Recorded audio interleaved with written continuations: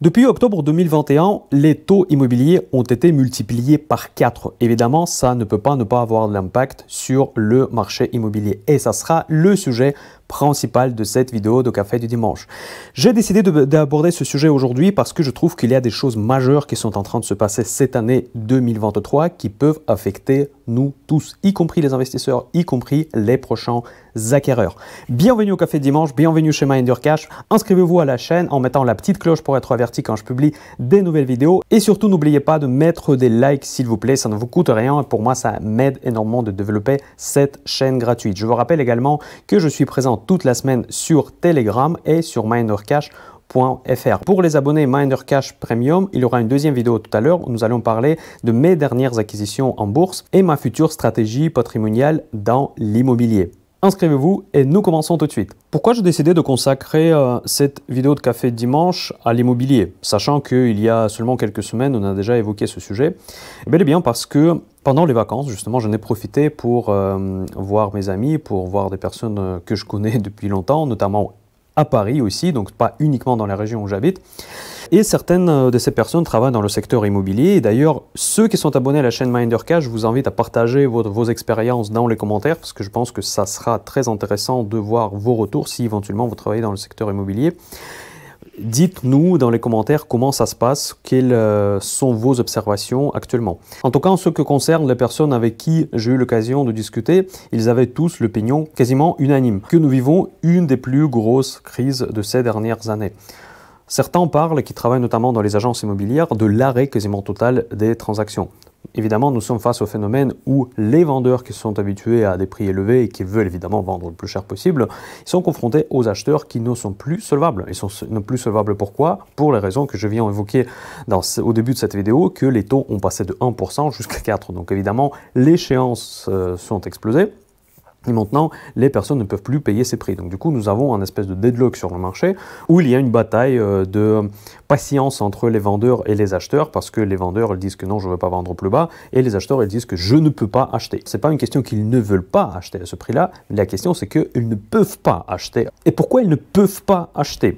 Tout simplement parce que déjà, les taux ont monté, l'échéance a monté, peut-être ça ne rentre plus leur budget, mais ce n'est pas le seul unique problème.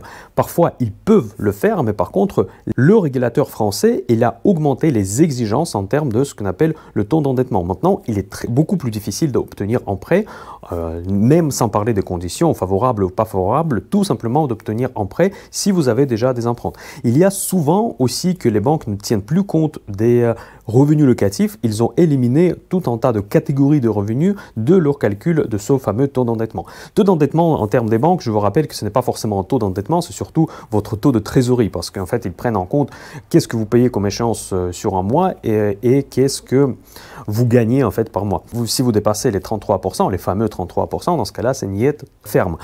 Avant début de l'année 2022, c'était niette, mais c'était discutable. Vous pouvez négocier avec la banque, par exemple, d'aller un petit peu plus haut s'il s'agit d'un salaire très élevé. Par exemple, si vous gagnez 10 000 euros par mois, c'est pas la même chose que si vous gagnez 3 000 euros par mois. Parce que, bon, même si vous allez monter à 40% d'endettement, certes, les 6 000 euros qui vont vous rester, ça va représenter quand même un montant suffisamment pour que vous viviez bien.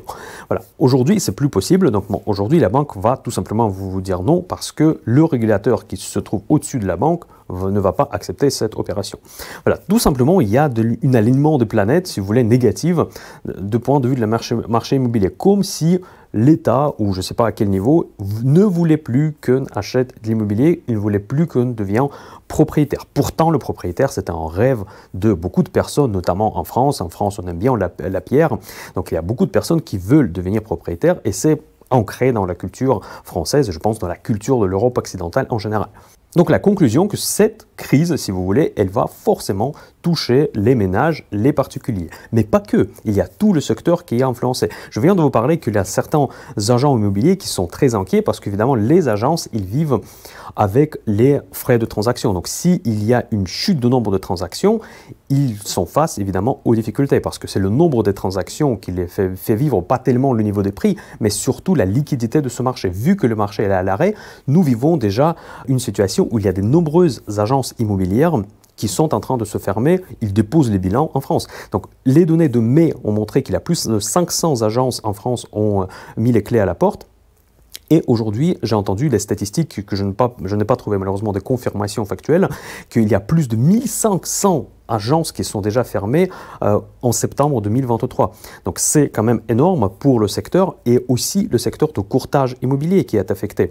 Donc je vous rappelle, qu'est-ce que c'est le courtier? Par exemple, vous pouvez aller demander votre banque un prêt, mais vous pouvez passer également par un courtier qui va collecter un certain nombre de dossiers et les présenter à la fois à la banque. Et comme ça, vu qu'il y a beaucoup de clients qu'ils présentent, ils peuvent négocier les conditions plus intéressantes. Aujourd'hui, les banques, elles disent que non, on ne veut plus travailler avec des courtiers, on veut augmenter nos marges en travaillant en direct avec nos clients. Tout simplement parce que le marché est devenu trop petit et les courtiers ne sont plus capables de présenter suffisamment de dossiers pour que ça soit intéressant à la banque d'accepter une certaine baisse des conditions avec le but d'attirer plus de clients. Voilà, donc c'est déjà le secteur en entier, il est affecté par ce phénomène. Je vous rappelle également que l'État a rajouté encore une couche en introduisant des nouvelles normes énergétiques.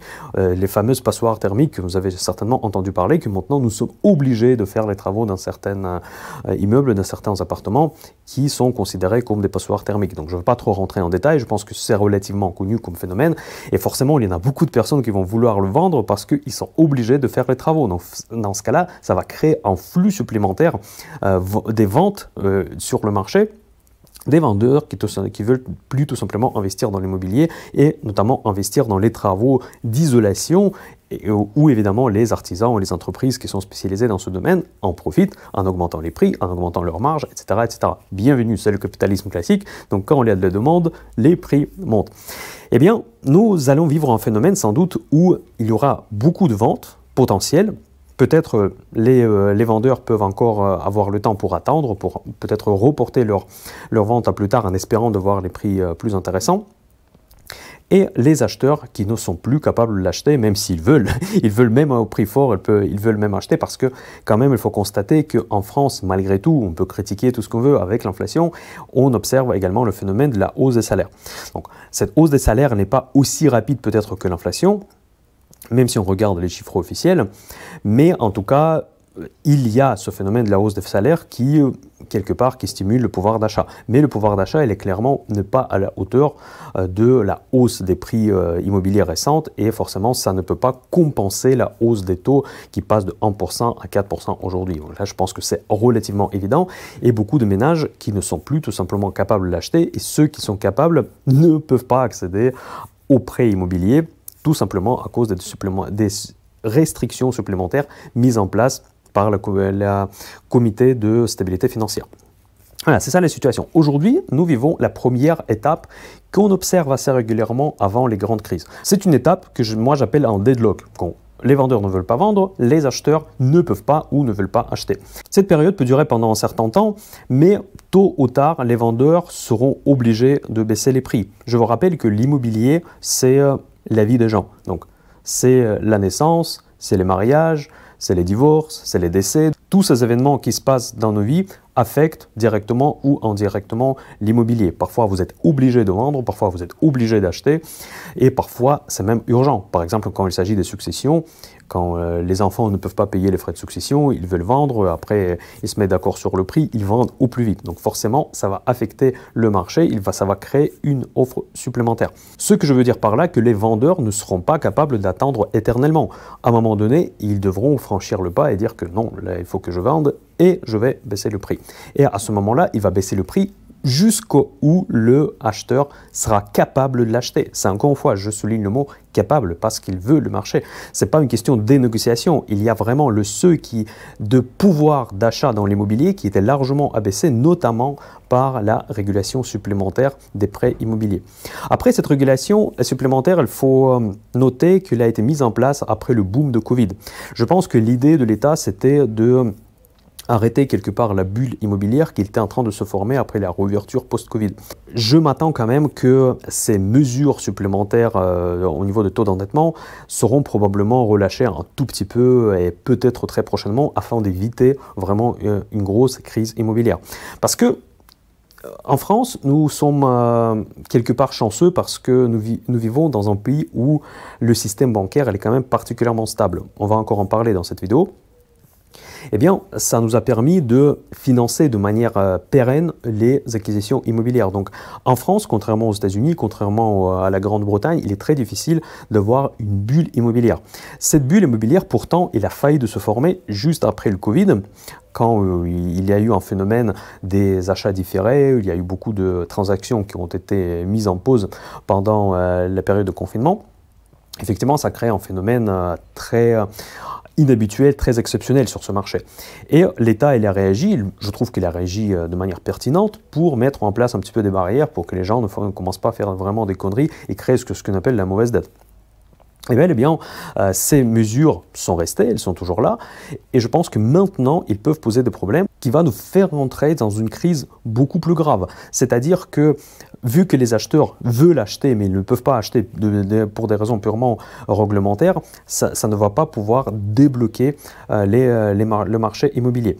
Après, on peut se dire que l'État peut mettre en place également des mesures, par exemple l'extension de taux zéro, après un certain nombre de mesures de défiscalisation. Mais ce sont des mesures qui sont quand même relativement faibles en termes de l'impact sur le marché global. Je pense que le marché sans mesure devrait quand même être suffisamment efficient. Aujourd'hui, il n'est pas efficient. Aujourd'hui, il est bloqué parce que d'un coup, le pouvoir d'achat immobilier il a baissé très fortement et les prix n'ont pas suivi. Donc du coup, nous avons un énorme écart qu'il faut quelque part arbitrer si on parle en termes boursiers. Donc là, arbitrage, c'est quand on achète le même actif sur un marché où il est légèrement dévalorisé et on revend immédiatement sur un autre afin d'équilibrer les prix cross-market. C'est un peu ça en fait quelque part, c'est la liquidité du marché qui a réduit énormément dans l'immobilier physique en France. Eh bien, ce phénomène devrait être résolu tôt ou tard pour éviter une grosse crise et un gros blocage dans toutes les industries liées, les industries cycliques notamment, liées directement ou indirectement à l'immobilier. Je trouve que l'État ne prend pas encore conscience de ce phénomène, et c'est dommage. Bon, peut-être je ne le vois pas, mais en tout cas, je ne trouve pas qu'on parle suffisamment de la crise immobilière potentielle que nous allons pouvoir vivre peut-être déjà cette année et clairement l'année prochaine. Et je pense que les mesures devraient prendre un petit peu en amont. Voilà, ça c'est un peu le contexte général. J'aimerais bien avoir vos retours dans les commentaires à cette vidéo pour qu'on partage nos avis. Surtout si vous êtes dans le secteur immobilier, s'il vous plaît, partagez vos expériences. Qu'est-ce que vous observez actuellement sur le marché? Je pense que ça va être très intéressant après de lire les commentaires. Maintenant, je veux parler des sujets qui nous concernent un peu plus. Nous sommes des investisseurs. Moi, je suis un investisseur immobilier, notamment c'est dans l'immobilier que moi j'ai commencé mes investissements. Actuellement, j'ai un petit parc immobilier locatif et je vais vous donner mon avis, en fait, comment je me sens en tant qu'investisseur déjà investi dans l'immobilier. Qu'est-ce que je veux faire? Est-ce que c'est le moment de vendre? Est-ce que je veux profiter des opportunités, etc. Voilà. La première réponse, est-ce que je vais vendre? Je peux répondre très simplement à cette question. Aujourd'hui, il n'y a aucun risque que les loyers baissent. Selon moi, encore une fois, je vous rappelle que je ne suis pas un expert dans le secteur, je vous transmets tout simplement mon opinion. Les personnes qui ne peuvent pas acheter aujourd'hui, ils vont reporter leur projet. Quand ils vont reporter le projet, il faut bel et bien qu'ils vivent quelque part. Les problèmes qui restent, s'ils ont eu un enfant, ou s'ils se sont mariés, ou ils sont divorcés, forcément, il faut qu'ils changent leur habitation et ils vont tourner vers la location. S'ils vont tourner vers la location, je pense que le marché locatif va rester dynamique et donc ceux qui sont déjà investis dans l'investissement locatif, je pense que vous ne risquez rien. En tout cas, c'est mon avis, je ne bouge pas, je garde tout à fait mes investissements inchangés et je ne suis pas du tout en mode panique, il faut absolument vendre, les prix vont chuter.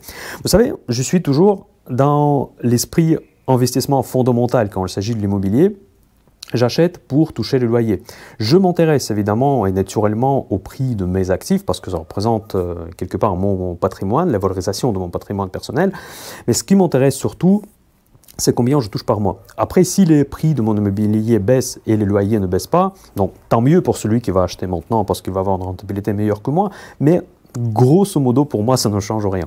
Je vais continuer à percevoir mes loyers. Ces loyers sont révisés tous les ans en fonction de l'indice de la construction, IRL.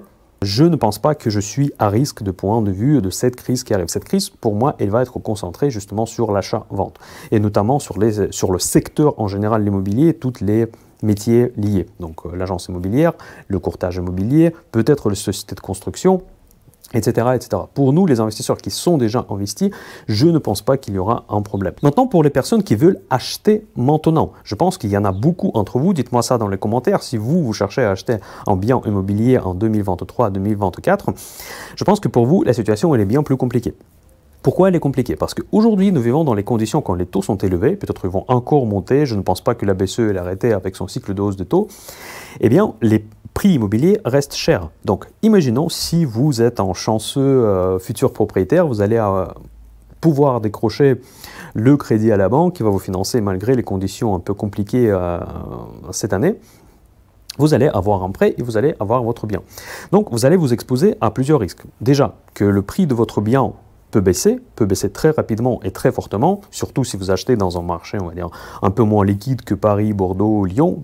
Je ne dis pas que dans ces villes-là, l'immobilier ne va pas baisser, mais il peut baisser un petit peu moins que dans les villages un peu perdus en France. Vous allez vous retrouver dans la situation suivante, que vous allez emprunter très cher et vous allez acheter très cher. Donc, cela veut dire que la dette que vous allez emprunter, ça sera de la mauvaise dette. Et la mauvaise dette, évidemment, ce n'est pas conseillé. C'est comme quand on analyse les entreprises en bourse, nous regardons la dette et je vous conseille souvent de regarder le ratio ROIC plutôt que le ratio ROI, parce que ROIC tient compte de la dette et qui permet quelque part d'évaluer la qualité de la dette de cette entreprise. Donc si vous regardez vous-même comme une entreprise, vous allez emprunter une mauvaise dette, tout simplement. Après, on peut avoir un contre-argument qu'effectivement, si après les taux rebaissent, ce qui n'est pas nécessairement mon scénario de base, en tout cas pour les 2 prochaines années, vous pouvez toujours renégocier votre prêt. Ça, c'est vrai. Mais par contre, si en même temps le prix de votre immobilier baisse, je ne sais pas comment cette négociation avec la nouvelle banque qui va vous proposer les taux meilleurs, comment ça va se passer. Parce qu'ils vont quand même faire attention à la valeur vénale également de votre bien que vous avez fait financer. Si votre bien, depuis, il a chuté de 40%, je pense que la négociation peut être un petit peu plus difficile. Donc, je pense que forcément, cette année, l'année prochaine, ça va être un peu compliqué pour les nouveaux acquéreurs. Ça, c'est mon avis personnel. Évidemment, je comprends que aussi, dans votre cas, ça peut être une urgence. Peut-être vous n'allez pas vous financer, peut-être vous allez acheter cash. Mais dans tous les cas, vous vous exposez au risque des prix immobiliers élevés qui peuvent se corriger très rapidement. Voilà, ça c'est pour les nouveaux acquéreurs. Comme je vous ai dit dans cette vidéo, je voulais également parler de système bancaire français. Vous allez voir pourquoi c'est très important. Le système bancaire français, je trouve juste extraordinairement excellent. Pourquoi? Parce que pendant très longtemps, on pouvait emprunter sans apport. Pourquoi on pouvait emprunter sans apport? Pas tout simplement parce qu'à chaque échéance, nous payons le capital, contrairement à nos amis anglo-saxons et à nos amis suisses. Eh bien, le système français, il était plus restrictif, mais il ne permettait pas structurellement de créer de la mauvaise dette. C'est pour ça également que le marché immobilier français n'a jamais vécu une bulle. Je sais qu'il y en a certains qui parlent d'une bulle, mais moi je ne trouvais jamais, et je me suis prononcé à plusieurs reprises sur cette chaîne, qu'en France il n'y a pas de bulle immobilière. Parce que la bulle, elle a toujours besoin de levier, donc la dette facile, qui pourrait stimuler cette bulle. Nous avons jamais eu de la dette facile en France, parce qu'il faut chaque mois rembourser le capital, et bel et bien pour ça que nous n'avons pas vécu l'explosion de prix. En fait, on a vécu l'explosion de prix immobilier, mais par contre, ça n'était pas une bulle, paradoxalement. Voilà, ça c'est mon opinion. Pourquoi c'est très important? Tout simplement parce que ça peut changer.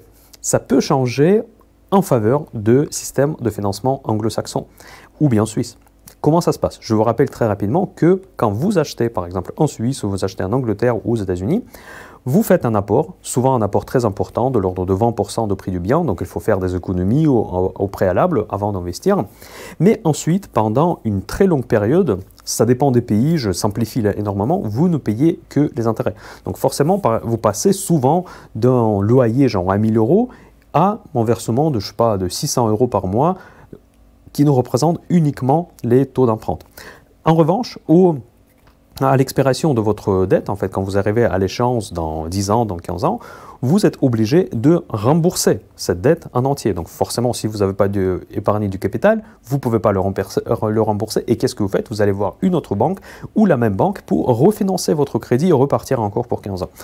J'ai énormément simplifié ce phénomène, mais en grosso modo, c'est comme ça que ça marche. Donc forcément, ça vous permet de créer une liquidité abondante tous les mois, parce qu'évidemment, si vous payez uniquement les intérêts d'emprunt, ça ne représente pas un montant très élevé. Et comme ça, en quelque sorte, vous augmentez votre pouvoir d'achat de cette manière en réduisant en gros les frais de logement tous les mois. Eh bien, ce mécanisme, il facilite énormément l'accès à l'immobilier à beaucoup de ménages. Parce que c'est vrai, si vous payez moins par mois, du coup, le taux d'endettement se réduit énormément. Donc, vous devenez d'un coup riche et vous pouvez plus facilement accéder aux biens plus grands, plus chers, etc., etc.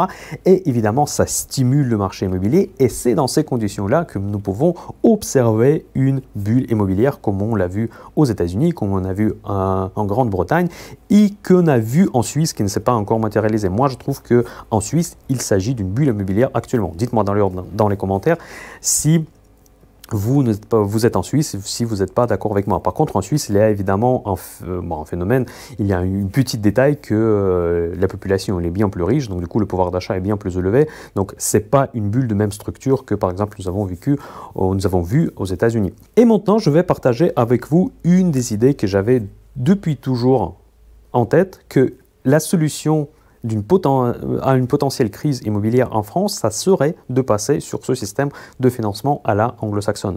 Qu'est-ce que vous en pensez? Dites-moi ça dans les commentaires. Est-ce que c'est faisable de faire cela en France? Parce que ça réglera d'un coup tous les problèmes.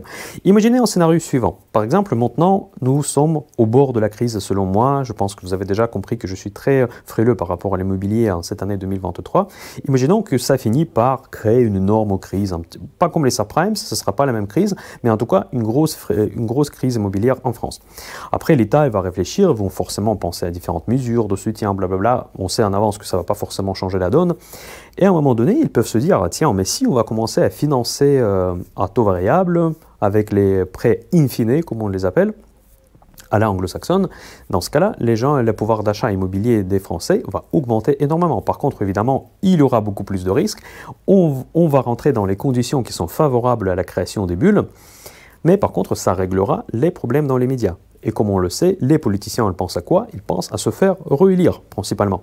Et donc, s'ils vont régler le problème de la crise de dette ou la crise d'immobilière de cette manière-là, ça sera très bien vu par les Français, parce que les Français vont avoir leur maison, ils vont devenir propriétaires, ils ne vont pas forcément se rendre compte qu'ils ont pris des risques excessifs. Qu'est-ce que vous en pensez? Dites-moi ça dans les commentaires. Est-ce que ce scénario est probable pour la France? Moi, je pense que pourquoi pas. C'est tout à fait possible si ça marche dans le monde anglo-saxon, si ça marche en Suisse, pourquoi ça ne marcherait pas en France. Voilà, et le dernier sujet que je voudrais aborder dans cette vidéo, c'est finalement comment on peut en profiter. Aujourd'hui, je trouve tout simplement que rester à l'écart de l'immobilier, c'est la meilleure solution. Mais un jour, quand les prix vont commencer à baisser, on va forcément en reparler dans mes vidéos Café Dimanche, donc c'est pour ça qu'il faut s'inscrire, n'oubliez pas. Et nous allons regarder les différentes solutions. Je vous rappelle quelles sont les solutions actuellement qui sont mises en disposition aux investisseurs particuliers. Donc, évidemment, l'investissement physique, c'est facile, ça ne nécessite pas d'explication supplémentaire. Vous allez à la banque, vous prenez un prêt, vous achetez un bien et vous le mettez en location. Deuxième solution, c'est la pierre papier. La pierre papier, il y a deux grandes niches, si vous voulez. C'est les SCPI, donc ça, c'est les fonds qui sont présentés souvent par vos banques, qui possèdent un parc immobilier et vous devenez propriétaire des parts dans ces fonds. Le problème de ces fonds, c'est que ces fonds ne sont pas cotés en bourse, donc il y a un problème de liquidité, surtout pendant les crises. En revanche, vous pouvez bénéficier des prêts immobiliers afin de financer ces acquisitions.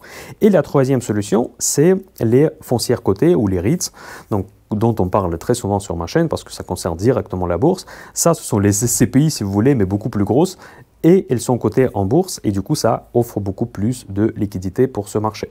Donc, le problème de la pierre papier, que principalement, les produits qui sont présentés aujourd'hui sur le marché concernent les classes d'immobilier assez spéciaux, c'est-à-dire soit les centres commerciaux, soit les bureaux, soit les centres médicaux, soit parfois même les locaux de stockage.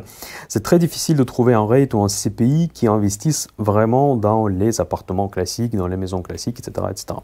Il y a des foncières cotées ou les CCPI comme ça à l'étranger, notamment aux États-Unis, mais par contre en France, j'en connais pas beaucoup. Donc pour moi, c'est un énorme frein parce que moi, je préfère d'investir quand même sur le marché des particuliers et notamment, surtout, je ne veux pas investir dans les centres commerciaux et les bureaux ici après le Covid. Je suis relativement réticent. Mais de toute manière, on va en reparler quand le moment sera venu. Je pense qu'on en reparlera encore plusieurs fois l'immobilier, surtout si la crise se déclenche. Et il y aura encore d'autres occasions pour en parler. Voilà mes amis, c'est tout pour aujourd'hui. Pour les abonnés Mind Your Cash Premium, il y aura une deuxième vidéo, je vous rappelle. Et n'oubliez pas en like et partagez surtout vos expériences avec l'immobilier cette année 2023 et quelles sont vos prévisions pour l'année 2024. Je vous dis à très bientôt et je vous rappelle que je suis sur Telegram toute la semaine. Bye bye.